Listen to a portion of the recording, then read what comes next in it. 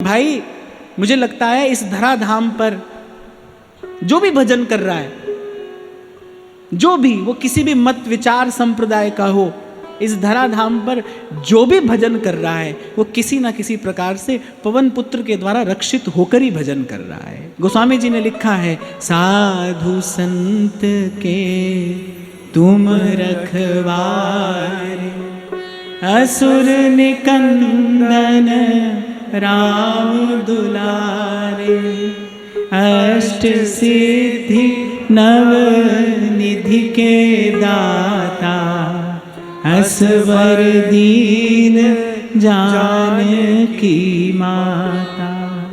राम रसायन तुम्हारे पासा, सदा रहो रघुपति के दासा।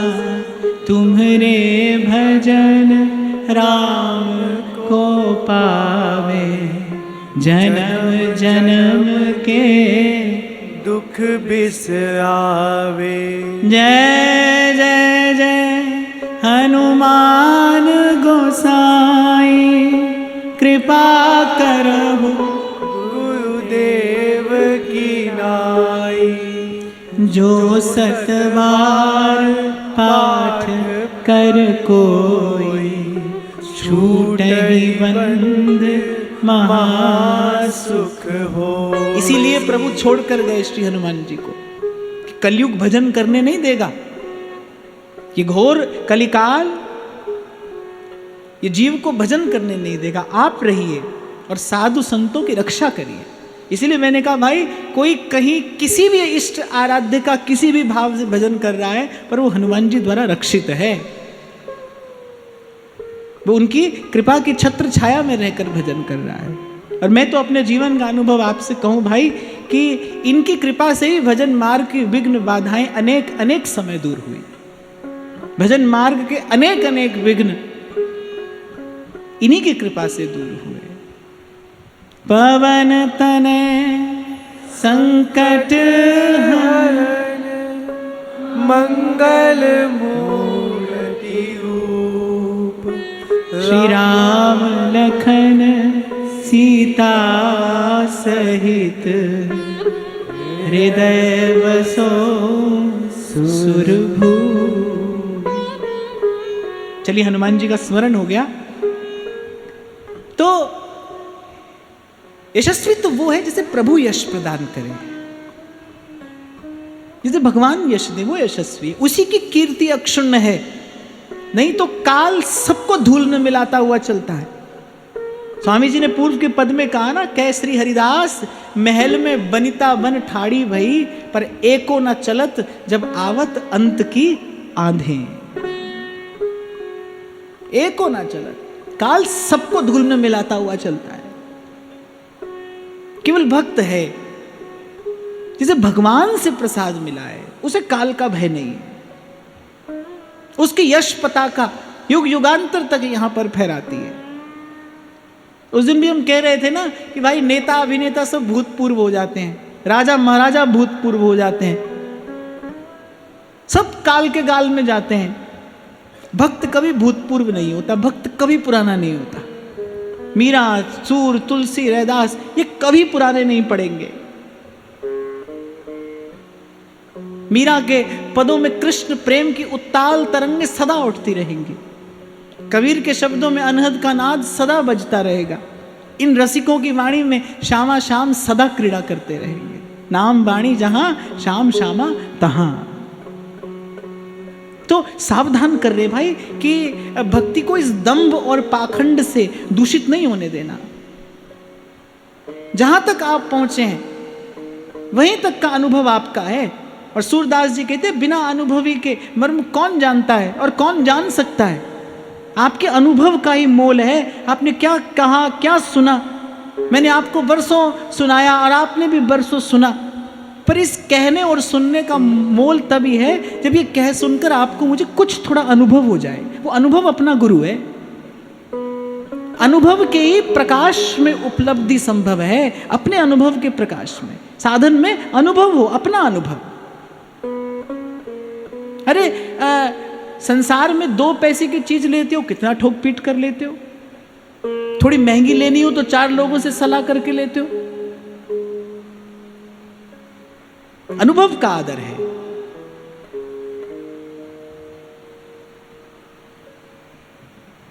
फिर कहते हैं, काहू को सर सूधो ना परे, मारत गाल गली गली हाट।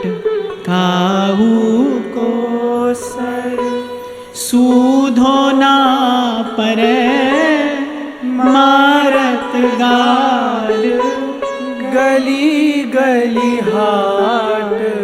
ऐसे कभी देखता हूं मैं कि किसी ना किसी प्रकार से आप ऐसे प्रत्यक्ष अप्रत्यक्ष और बता ही देते हैं हम भजन कर रहे थे, हम ऐसे भजन करते हैं, हम इतना समय भजन करते हैं। ऐसे किसी ना किसी प्रकार से आप प्रकट कर ही देते हैं। इसी से भावना दूषित होती है, भक्ति को दंभ का दूषण लग जाता है। अरे कौन भजन करता है भाई, कौन करता है और कौन कर सकता है? अगर अपने मन की ओर देखो तो हम तो अपनी क्या कहें। श्री स्वामी जी महाराज ने अस्मदादि जीवों का विचार करके ही तो कहा कि मोसो ना बिगाड़न को, हे हरि तोसो ना संवारन को। हे प्रभु मुझे तो बिगाड़ना आता है, मैं तो बना बनाया खेल बिगाड़ने वाला हूं। आप बनाने वाले और मैं आपका खेल बिगाड़ने वाला हूं। और कह रहे देखिए आप में हम में होड़ लगी है, और कह रहे हैं अभी तक तो हम जीत रहे हैं। स्वामी जी कह रहे हैं बोले अभी तक तो प्रभु हम जीत रहे हैं, क्योंकि अभी तक तो बात बिगड़ी है, बनी कहां है? अभी तक तो बिगड़ी बात ही है, कभी बनेगी आपकी कृपा से, आप जीत जाओगे, क्योंकि आप हारने वाले नहीं हो। ये हम जानते हैं कि आपको कोई पराजित नहीं कर सकता, आप जीत जाओगे, कभी बन जाएगी, पर अभी तक तो बिगड़ी है। खुले मन से मान रहे हैं, स्वीकार कर रहे हैं। अरे भक्तों ने तो भगवान के द्वार पर, प्रभु के दरबार में जाकर और गा गा कर अपना दुर्गुण सुनाया है। प्रभु ऐसे ऐसे दोष हम में, सूरदास जी के पद कवि में आपको सुनाऊं तो आप आश्चर्य कर जाएंगे।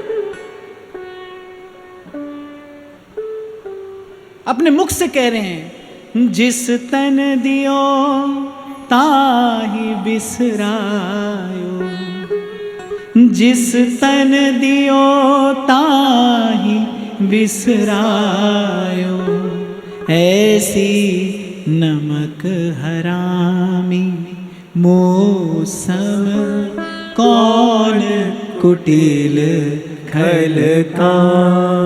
एक बार अपने की मन का दर्शन यदि आप कर लें तो आपको लगेगा अरे भजन बड़ी दूर की बात है। तो जो हाथ आ रहा है ये कृपा प्रसाद है, इसकी जय जयकार करते चलिए। कितना मैला मन, कितना विषय से वासित मन है, प्रभु के सन्मुख जाकर भी संसार की इच्छा करता है। कबीर कहते काली करनी देख के कांपे सकल शरीर।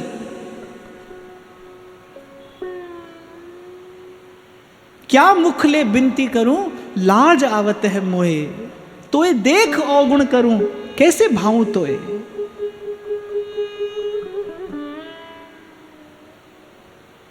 इसीलिए बार बार आपको निवेदन किया जाता है, भाई यथासंभव प्रयास करके अपने भजन भाव को छुपा कर रखिए, दुबका कर रखिए। क्षमा करना, एक स्त्री विवाह के पश्चात पति के नाते प्रत्येक सगे संबंधी की सेवा करती है, आदर करती है, उसे भोजन कराती है, रोग हो जाए तो औषधि देती है, उसकी सेवा शुश्रूषा करती है। पर कुछ उसके पास ऐसा है जिस पर उसके पति का अधिकार है केवल। उसके हृदय का कुछ ऐसा भाव है जिस पर केवल पति का अधिकार है। ऐसे ही सबकी सेवा, सबका आदर, सबका सम्मान करते हुए फिर जो भजन भाव है ना, इस पर तो केवल अपने प्रियतम का अधिकार है। ये घूंघट तो कभी प्रियतम स्वयं आकर हटाए, तब तक घूंघट में ही रहना अच्छा है।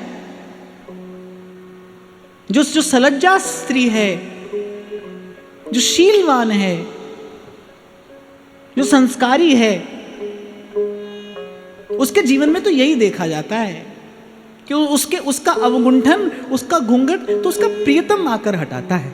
तब तक तो घूंघट में ही रहे, किसी दिन प्रियतम आकर ये घूंघट हटाए।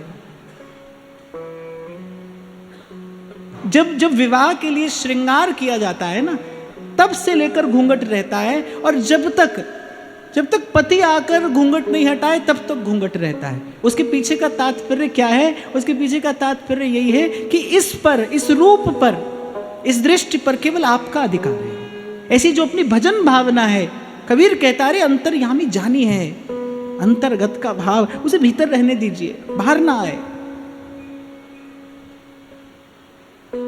मैंने तो भजन सिद्ध महापुरुषों के मुख से सुना, बहुत बार उनसे पूछने का प्रयास करो ना कि कैसे करें भजन, कैसा हो भजन, तो अंत में भी उनसे यही कहते सुना कि बोले बेटा हम तो कुछ भजन जानते नहीं, कुछ भजन की रीत जानते नहीं, हाँ थोड़ा 2-4 माला जप लेते हैं, वो भी गुरु जी की कृपा है।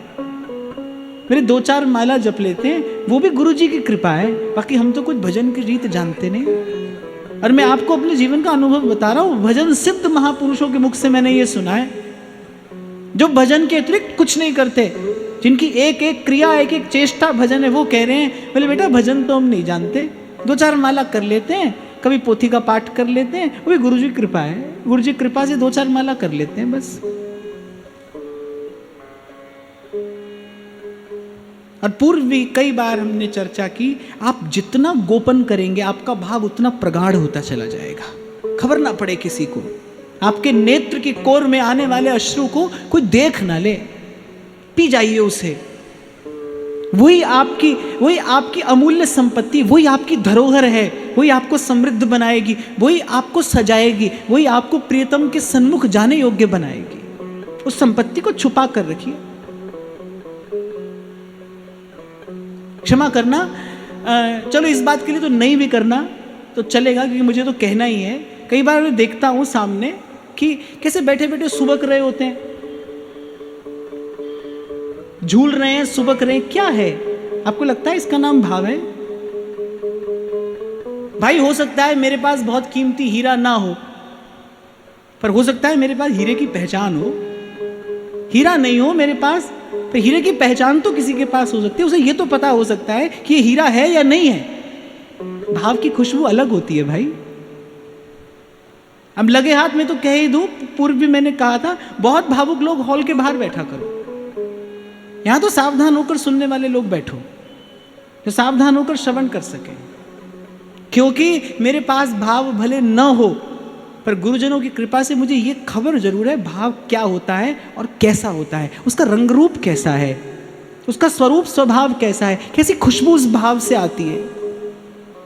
भले कुछ कहते रहिए भाई, पर मुझे तो लगता है सब साधनों की सिद्धि का नाम भाव है, जिसमें प्रवेश होता है। और कभी आप अनुभव कर लेना, इससे केवल और केवल आपकी हानि है, कुछ नहीं, कोई लाभ नहीं। क्योंकि संसार को खबर पड़ेगी, संसार आपको सम्मान देगा, अभिमान में वृद्धि होगी, अभिमान में वृद्धि होते ही जीव प्रभु से दूर हो जाएगा, विमुख हो जाएगा, भजन का आनंद शिथिल पड़ जाएगा। अरे किसी के हृदय में आपकी महिमा प्रकट हुई, किसी के हृदय में आपकी महिमा प्रकट हुई, उसने ये सोचा कि आप बड़े हैं, आप श्रेष्ठ हैं, बस यहीं से दुष्चक्र आरंभ हो जाएगा।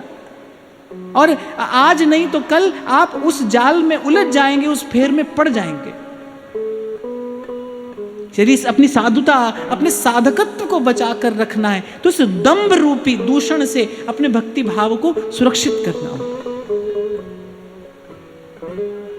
और फिर कह रहे काहू को सर सूधो ना परे, सर कहते तीर को। बोले किसी का तीर निशाने नहीं लग रहा, बोले क्यों? क्योंकि सब कोरी बात ही तो बना रहे। अच्छा, मुझे लगता है श्री स्वामी जी ने ये बात तो हम लोगों के लिए कही।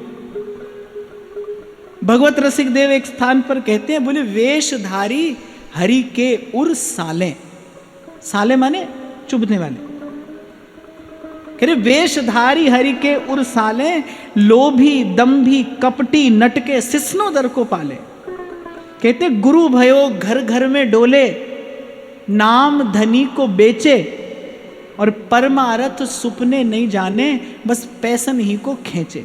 बिहारी देव तो एक बात कहते, भीख को और कथा बहुतेरी, परमहंस संगीता भागवत छाण चलत ढिंग ढेरी। सामने भागवत जी की पोथी रखी है और पोथी के आगे चढ़ावे की ढेरी है। बोले पोथी पर ध्यान नहीं है, उस चढ़ावे की ढेरी पर ध्यान है। तो बिहारी देव तो बहुत फटकारते हैं, बोले अरे भीख को और कथा बहुतेरी। श्रीमद् भागवत तो परमहंस संगीता है, विद्यावताम भागवते परीक्षा। और कभी कभी देखकर दुख भी होता है। मैं तो उस दिन भी किसी से चर्चा कर रहा था कि किसी राजनीतिक पार्टी ने हमें हमारा इतिहास गलत पढ़ाया। आज हम उन्हें कोस रहे हैं कि नहीं कोस रहे, आज हम उसे ठीक करने का भी प्रयास कर रहे हैं। अरे एक राजनीतिक पार्टी ने इतिहास गलत पढ़ाया और उनकी इतनी निंदा हो रही है और होनी चाहिए, और इसे यथासंभव यथाशीघ्र ठीक करने का प्रयास भी किया ही जाना चाहिए। पर हम जैसे लोग जो यहाँ से बैठकर पूरी की पूरी आचार्य परंपरा और ज्ञान परंपरा गलत पढ़ा रहे हैं, उनके विषय में भी तो सोचना चाहिए। आने वाली पीढ़ियों का भविष्य खराब हो रहा है, शास्त्र से हमारी श्रद्धा समाप्त हो रही है। उसमें बहुत बड़ा कारण हम लोग भी जो हैं, तो यहाँ पर बैठे हैं, ग्रंथ का आश्रय लेकर ग्रंथ की बात करते हैं, उन पर ग्रंथ की मर्यादा की रक्षा का उत्तरदायित्व भी तो है। तो भगवत रसिक देव तो फटकारते हैं, बोले परमारथ सुपने नहीं जाने और पैसन ही को खींचे। बोले कबहू वक्ता है बन बैठे और कथा भागवत गावे, अर्थ अनर्थ कछु नहीं जाने, बस पैसन ही को धावे। अर्थ अनर्थ कुछ नहीं जानते। क्या कहने से श्रोता की हानि हो सकती है और क्या कहना चाहिए जिससे श्रोता वस्तु को सार को ग्रहण करे, और ये जाने बिना कबहू वक्ता है बन बैठे और कथा भागवत गावें, अर्थ अनर्थ कछु नहीं जाने, पैसन ही को धावें। और फिर कह रहे हैं नाचें गावें चित्र बनावें काव्य करें चटकीली। कई बार मैं आपसे कहता हूं, ऐसे हमारी बात सुन के आपका मनोरंजन हो जाए तो हमें कोई बहुत बड़ा कोई बहुत श्रेष्ठ व्यक्ति समझने की आवश्यकता नहीं है। भजन में मन लगे, संसार फीका लगने लगे, माया का प्रभाव कुछ कम होने लगे, विषय का विष उतरने लगे, तब समझना कुछ सुना। प्रभु के नाम में प्रीत होने लगे, रति होने लगे, भगवान नाम मीठा लगने लगे, कथा प्यारी लगने लगे, सत्संग का लोभ बढ़ने लगे, ऐसी कोई उपलब्धि जीवन में हो, तब समझना कुछ सुना, कहीं से सुना। ये उस श्रवण का प्रसाद है। नहीं तो नाचे गावे चित्र बनावे काव्य करे चटकीली। अरे टीवी खोलो और देखो वहां पर क्या क्या आपको देखने सुनने को मिलेगा। खूब हंसी ठट्ठा हो रहा है और खूब गीत गाना हो रहा है, सब हो रहा है। पर कहते सांच बिना हरि हाथ न आवे, सब रहनी है ढीली। झूठ से झूठा संसार ही हाथ आता है भाई। थोड़े झूठ से थोड़ा संसार, बड़े झूठ से बड़ा संसार। पर ध्यान रखना, झूठ से हाथ झूठ ही आएगा। झूठ से सच को नहीं पकड़ा जा सकता, जड़ से चेतन को ग्रहण नहीं किया जा सकता। असत्य का आश्रय लेकर तो अंतिम ठिकाना भी असत्य में ही करना पड़ता है। तो कहते नाचे गावे चित्र बनावे काव्य करें चटकीली, सांच बिना हरि हाथ न आवे, सब रहनी है ढीली। अरे अभी उस दिन ही द्वार पर मैं जब आ रहा था तो एक मैया खड़ी चिल्ला रही थी मुझ पर। बोली कौन है, कोई है तुम्हारे अलावा जो कथा में नाचने से मना करता हो? और द्वार पर ही गाड़ी से उतर जाता तो धक्का और लगा देती मुझे। बड़े क्रोध में थी। बोले कौन है तुम्हारे अलावा ऐसा जो कथा में नाचने नहीं देता? देखो भाई, गुरुजनों के मुख से मैंने सुना है कि जिसके आश्रय में आप हम दोनों बैठे हैं ना, इसे व्यासपीठ कहते हैं। ये हमारी आचार्य परंपरा है और इसकी मर्यादा की रक्षा करना मेरा और आपका, हम सबका कर्तव्य है। इसकी मर्यादा की रक्षा करके ही हम वस्तुतः वस्तु की कुछ प्राप्ति कर सकते हैं। मर्यादा की रक्षा होनी चाहिए। आपका मन मयूर नाचे घनश्याम का दर्शन करके, तब तो कथा है। आपका मन मयूर नाचे और अंतर में घनश्याम का दर्शन करके। संगीत की ताल पर थिरकना, ये तो कला है। और ये कोई कला प्रदर्शन का मंच नहीं है, ये सत्संग का प्रांगण है। संगीत की ताल पर थिरकना ये कला है, और संत के शब्द में जो निहित है उसको ग्रहण करके अपने मन मयूर को नृत्य कराना ये भक्ति है। आपका मन मयूर नाचे। आपिया इन नैनन में पलक ढांप तो है लूं, ना मैं देखूं और को, ना तो है देखन दूं। अरे लाज नहीं आती अपने नाम के आगे लिख लिख कर कहलाते हैं कि राधा स्वरूपा और किशोरी स्वरूपा और जाने क्या क्या। बड़ी मन में पीड़ा होती है देखकर कि किस समय में हम रह रहे हैं। श्री महाप्रभु जी को भी हुई होगी, तभी उन्होंने कहा भूता काल गति क्रमेण वलिना है दैव तुभ्यम नमा। एक क्षण नहीं लगाया, कह दिया अरे तो मीरा है, अरे तो गोपी है। क्षमा करना, ये उनका अनादर करना है, ये उनकी अवहेलना करना है। अपना जीवन तो देखो, हम अपना जीवन तो देखें। क्षमा करना, अब भगवान सहज हैं पर भगवान सस्ते नहीं हैं। सहज तो हैं पर सस्ते नहीं हैं। और मैं तो कहता हूं सस्ते क्या, महंगे भी नहीं है, अमूल्य हैं। जल सहज है पर अमूल्य है। एक क्षण के लिए उपलब्ध ना हो तो जीवन समाप्त हो जाए। वायु सहज है पर अमूल्य है, इसका मोल क्या है? क्या मोल चुकाओगे? जो सांस लेते हो उसका कोई मोल चुका सकते हो? अभी देखा सारे संसार ने जब थोड़ी सी विपदा आ पड़ी और कैसे ऑक्सीजन के लिए मनुष्य मरा जा रहा था, कैसे प्रकृति ने आपको हमें ये वस्तु सुलभ कराई। ये क्या मोल है? अरे अमोल है ये, इसका कोई मोल नहीं है। ये सहज है पर सस्ती नहीं है, इसे सस्ता मत जानिए। अरे संतों ने तो प्रकृति की स्तुति कैसे की है। श्री गुरु नानक देव जी महाराज अपनी वाणी में 2 पंक्तियां कहते हैं, पवन गुरु पाणी पिता माता तरत महत, दिवस रात दोए दाई दाया खेले सगल जगत, चंगे आइया बुरे आइया बाचे धर्म दूर, करनी आपो आपनी के नेड़े के दूर, सतनाम सतनाम सतनाम सतनाम। पवन गुरु पाणी पिता माता तरत महत, दिवस रात दोए दाई दाया खेले सकल जगत। तो सहज तो है पर भाई सस्ता नहीं जानना चाहिए। सस्ता जानकर उसकी अवहेलना नहीं करनी चाहिए। एक क्षण को पवन देव अपनी गति रोक दें तो जीवन धारण करना असंभव है। तो कभी कभी ऐसा होता है, वस्तु सहजता से मिल जाए ना तो मुझे सस्ती समझकर उसका अवमूल्यन कर देते हैं। फिर ऐसी भूल होनी नहीं चाहिए। क्या हुआ अगर प्रभु की कृपा से, गुरुजनों की कृपा से हमें नित्य सत्संग सुलभ हो गया? हमें इसकी अवहेलना नहीं करनी चाहिए। और मैं फिर कहूंगा, आप व्यासपीठ के सानिध्य में बैठकर कथा रस का पान कर रहे हो, मुझे कीर्तन का अवसर मिल रहा है, आपका मेरा दोनों का पहला कर्तव्य है व्यासपीठ की मर्यादा की रक्षा हो। गुरु की मर्यादा को नमन करके, गुरु की मर्यादा को वंदन करके, गुरु की मर्यादा का रक्षण करके ही गुरु से वस्तु पाई जाती है। आप मैं हम दोनों गुरु के ही सानिध्य में बैठे हैं।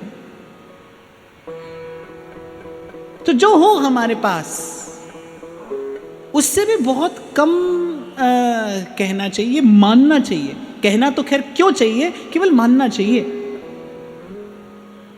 तो साधक को बहुत सावधान करते हुए कहते, बोले सब झंझट छूट जाते हैं, पर भजन के मार्ग पर आने के बाद, भजन की संपत्ति थोड़ी पा लेने के बाद फिर ये दंभ और पाखंड का रोग लग जाता है। अंत में इससे बचने की आवश्यकता है। देखो ध्यान रखना, संसार आपकी जय जयकार करेगा ना, आपको थोड़ी गुदगुदी तो होगी, थोड़ा मजा तो आएगा, ऐसा तो होगा। और कब आपको उसकी आदत पड़ जाएगी, आपको उसका अभ्यास पड़ जाएगा, आपको खबर भी नहीं पड़ेगी। मैं उस दिन भी आपको कह रहा था ना, 100 व्यक्ति आपके पीछे चल रहे हैं, आपको बड़ा अच्छा लग रहा है, पर ध्यान रखना, अगर आपको अच्छा लग रहा है तो फिर वो 100 व्यक्ति आपके पीछे नहीं चल रहे, आप उनके पीछे चल रहे हो। क्योंकि जिस दिन वो 100 व्यक्ति नहीं होंगे, उस दिन आपको अच्छा नहीं लगेगा, आप अप्रसन्न हो जाएंगे। तो आपकी प्रसन्नता उन 100 व्यक्तियों पर निर्भर हो गई कि नहीं हो गई? और ध्रुवदास जी कह रहे, सो सुख दुख समझानिए जो होए पराए हाथ। वो सुख तो दुख है जो किसी और के हाथ में है, अपना सुख अपने हाथ में हो तभी सुख है। वही आपकी प्रसन्नता है जिस पर आपका नियंत्रण है। तो कह रहे कि काहू को सर सूधो ना पड़े। बोले कहने वाले बहुत हैं लेकिन वृथा गाल बजा रहे हैं। क्यों? क्योंकि सत्य का अनुभव किसी के पास नहीं, बिना अनुभव के कहने वाले हैं। काहू को सर सूधो ना पड़े, और बोले मारत गाल गली गली हाट, और गली गली गाल बजाते डोल रहे हैं। बहुत पहले शायद आपको मैंने सुनाया था, मैं बहुत छोटा था, बगल में अखंड पाठ हो रहा था, और वो जो पाठ कर रहे थे वो गा रहे थे, माया छट दी नहीं, छट दी नहीं। अब जब पाठ पूरा हो गया तो वो थोड़ी भेंट पूजा होगी, थोड़ी कम रह गई होगी, बड़ी खींचातानी कर रहे थे। तो उनके घर की एक वृद्ध स्त्री थी, फिर माया ते तो छट दी, तुसी माया नहीं छट दे।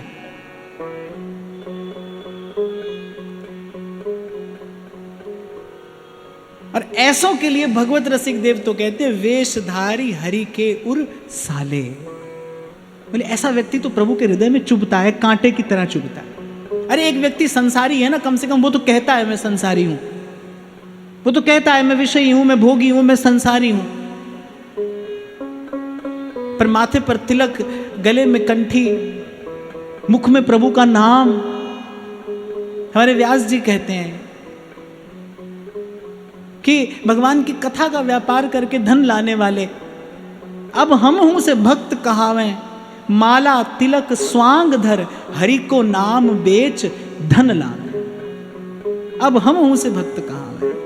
और केवल धन की बात नहीं भाई, भक्ति की ओट से आपने जो संसार से पाया, जो संसार का पाया, वो सब दंभई है, वो सब पाखंडी है, वो सब आडंबर है। भक्ति की ओट से जो आपने संसार से लिया। अरे आप भजन इसलिए थोड़ी करने निकले थे कि संसार में आपकी प्रतिष्ठा हो। आप भजन इसलिए थोड़ी करने निकले थे कि संसार आपको जाने पहचाने माने।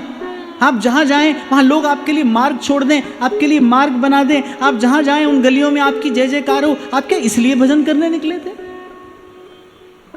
श्री हनुमान जी की बात मुझे स्मरण आ रही है, और उनके उज्जवल चरित्र की ये गाथा है। मैं फिर से कहूंगा, भक्त का यश जितना गाया जाए उतना कम है।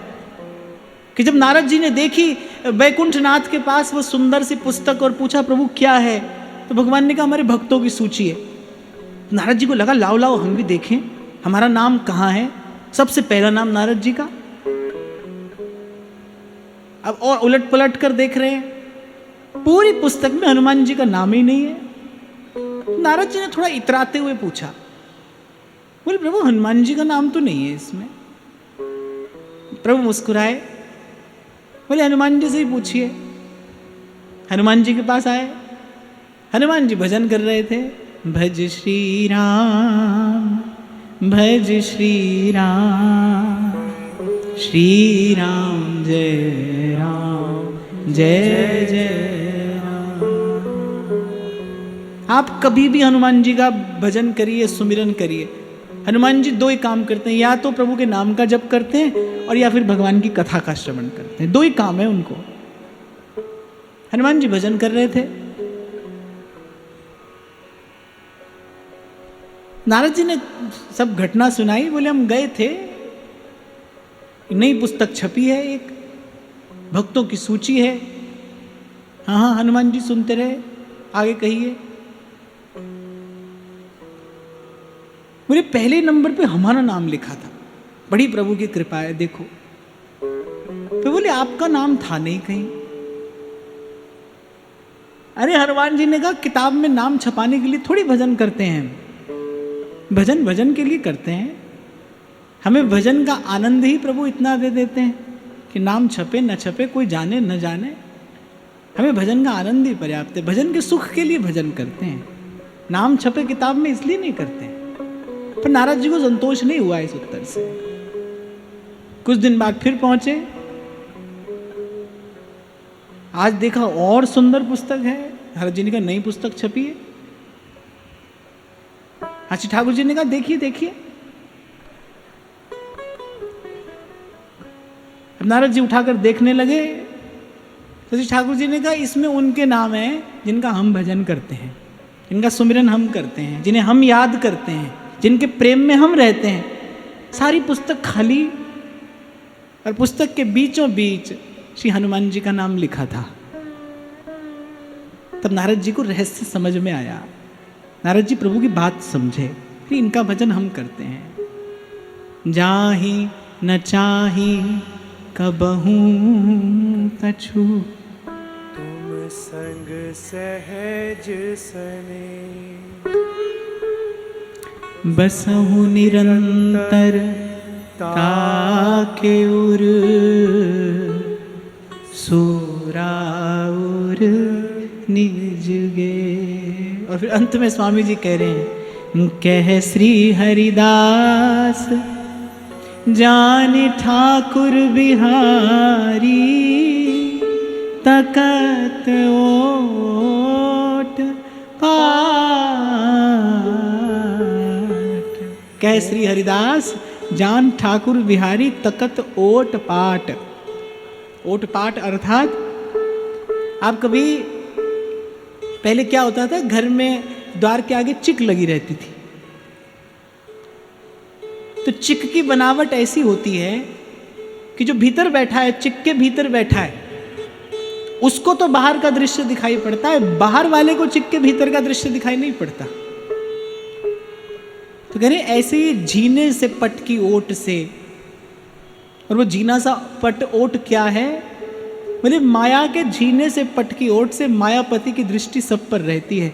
उसको कोई नहीं देख पाता लेकिन वो सबको देखता है। चीटी के पग नूपुर बाजे तो भी साहिब सुनता है। जैसे पहले समय में माताएं घूंघट किए रहती थी ना, तो वो घूंघट किए किए ही सारा कार्य साध लेती थी। उनके मुख को कोई नहीं देख पाता था लेकिन वो घूंघट की ओट से ही सारा कार्य साध लेती थी। ऐसे स्वामी जी कह रहे हैं भाई, एक जीना सा पट है, उस पट का नाम माया है और उस पट के पीछे मायापति खड़ा है। उसकी दृष्टि सदा है, सर्वदा है, सर्वत्र है। वो सबको देखता है, उसको कोई नहीं देख पाता। वो सबकी सुनता है, उसे उसकी इच्छा के बिना कोई नहीं सुन पाता। कहने का तात्पर्य है कि जब व्यक्ति झूठ कहता है, जब व्यक्ति दंभ और पाखंड करता है, उस समय प्रभु विराजमान में भूल जाता है।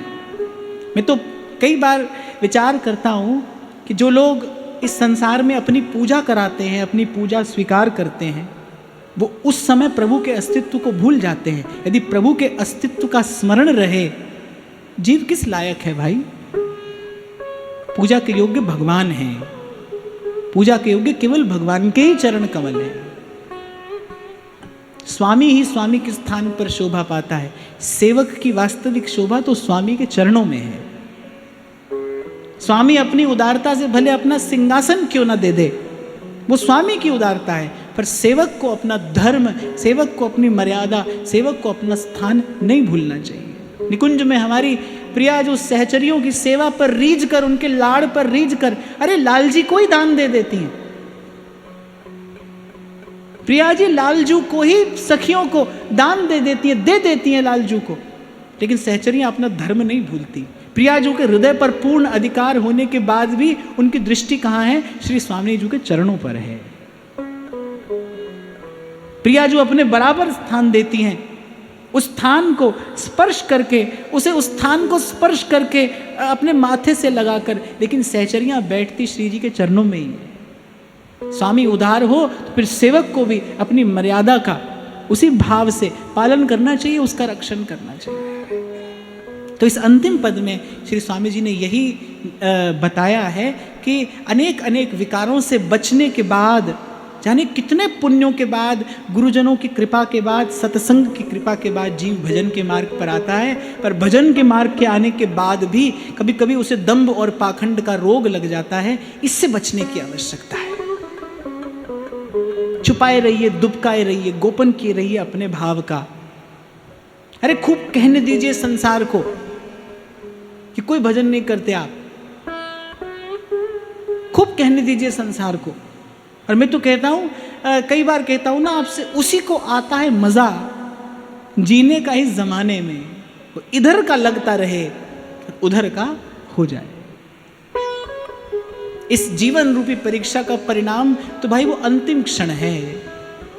उस समय प्रभु का सुमिरन होता है कि नहीं। इस संसार से जाते समय आपकी बाह पकड़कर सदगुरु प्रभु के हाथ में देता है कि नहीं। इसलिए सर झुकाए हुए, सबका आदर, सबके प्रति सम्मान, सबके प्रति सद्भाव रखते हुए सांस सांस सिमरे गोविंद, मन अंतर की उतरे चिंत। और हमारे लिए तो गुरुजनों ने, आचार्यों ने यही मार्ग दिया है। बसिबो वृंदावन को नीको, बसिबो वृंदावन को नीको।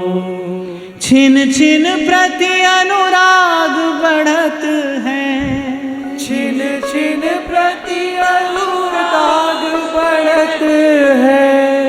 दरस बिहारी जी को बसिबो वृंदावन को नीको, बसिबो वृंदावन को नीको। हम तो भाई अपनी बात करें, देखो मैं तो आपको कई बार कह चुका, आज फिर कह रहा हूं कि साधन के नाम पे तो सब भी हमारे जीवन में नहीं है, और अपनी ओर देखो तो कोई आने की संभावना भी नहीं है। इस वृंदावन की रज का आश्रय लिए यहाँ पर पड़े हैं। कुंवरी किशोरी नाम सो उपजो दृढ़ विश्वास, करुणा निधि मृदु चित्त अति तात बढ़ी जिए आस। इस हृदय में कभी अंतर्यामी ही बोला था कि जो यहाँ तक लाया है वो आगे भी लेकर जाएगा। जिसने अब तक निभाई है वो आगे भी निभाएगा। निभाने वाले प्रभु हैं, निर्वाह करने वाले प्रभु हैं। हम तो उनकी स्वभाव की आशा लेकर, उनके स्वभाव का आश्रय लेकर उनसे आशा लगाए बैठे हैं। बसिबो वृंदावन को नीको, बसिबो वृंदावन को नीको।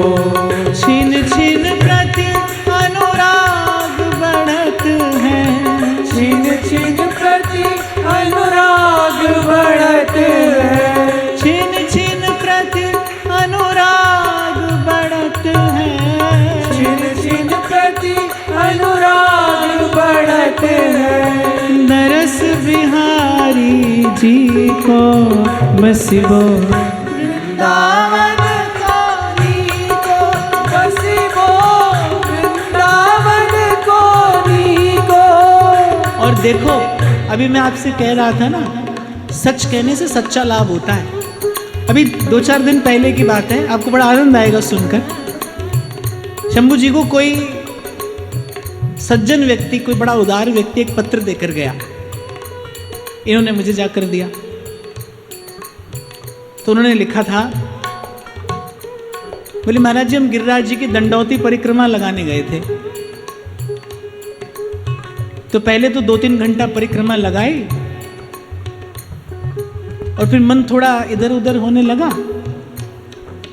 तो हमने साथ साथ में आपकी कथा चला ली।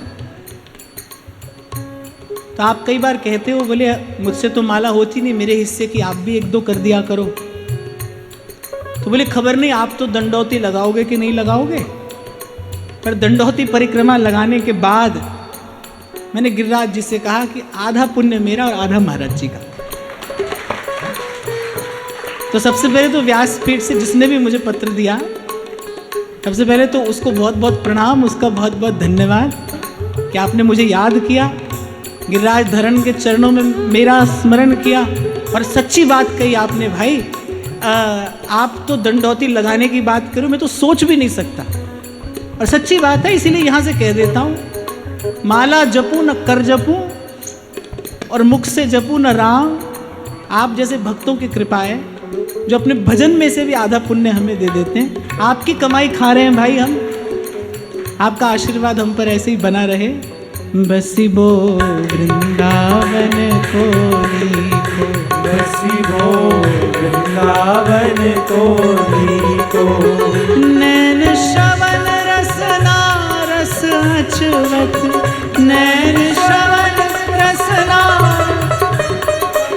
बोले कहीं तो सिर्फ रसना रस चखती है, बोले यहाँ नैन भी रस चखते हैं, श्रवण भी रस चखते हैं और रसना भी रस चखती है।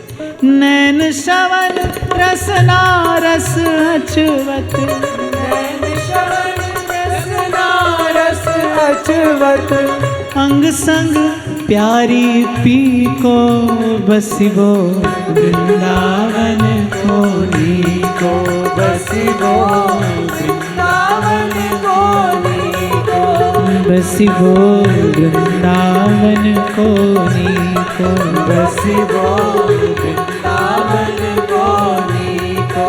श्री बिहारी बिहारी दास अंग संग, बिहारी बिहारी दास अंग संग, बिछुरत नाही रति को, बसिबो वृंदावन को नीको, बसिबो वृंदावन को नीको। और एक बार भीतर बाहर जितने भी लोग यहाँ पर बैठे हैं, संतों की कृपा मनाते हुए, नागरिया अब वहाँ बसइए, नागरिया अब वहाँ बसइए, नागरिया अब वहाँ बसइए, नागरिया अब वहाँ बसइए, जिठा नित्य बसंत, अब तो कृपा करो सब संत, अब तो कृपा करो सब संत, अब तो कृपा करो सब संत, अब तो कृपा करो सब संत। नागरिया अब वहाँ बसइए, नागरिया अब वहाँ बसइए, जिठा नित्य बसंत, अब तो करो सब संत, अब तो कृपा करो सब संत, अब तो कृपा करो सब संत, अब तो कृपा करो सब संत। तो श्री स्वामी जी के प्राणधन लाडले जीवन सर्वस्व श्री कुंज बिहारी लाल का स्मरण करते हुए, उनकी बलिहारी लेते हुए, इन अष्टादश सिद्धांत के पदों की जो भी चर्चा यथामति उनकी वाणी का, उनकी कृपा का आश्रय लेकर यहाँ हुई, उन्हीं के चरणों में निवेदन करते हुए, समर्पित करते हुए, लाडली लाल के चरणों में प्रणाम। आप सबके हृदयस्थ हित प्रभु को नमन।